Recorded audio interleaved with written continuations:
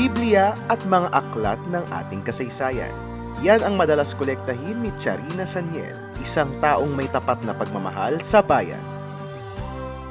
Actually, yung pagkahilig ko sa libro, offshoot na lang yan nung nagkaroon ako ng tinatawag kong period of enlightenment.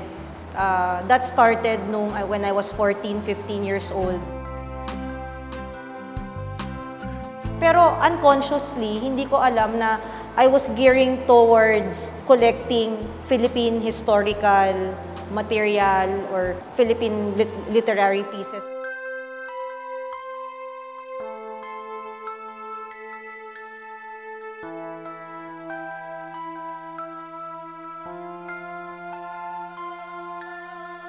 I think every month bumibili ako ng libro eh. Basta simula nung bata ako, nagbumibili na ako ng libro. Like, una nga comics eh. Tapos, nahilig ako sa mga pocket books. Tapos yung mga ganitong books, yung mga historical na, when I was already in high school.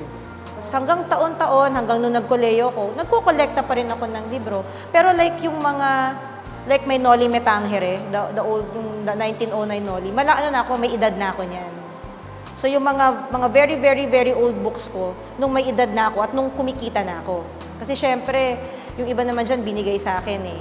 Kung ano ang puno, siya rin ang bunga.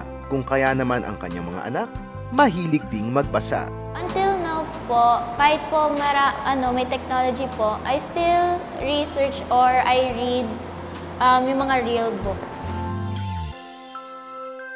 Ating alamin ang mga kakaibang kaalamang hatid ni Charina sa pagbabalik ng Ulat Pangmulat.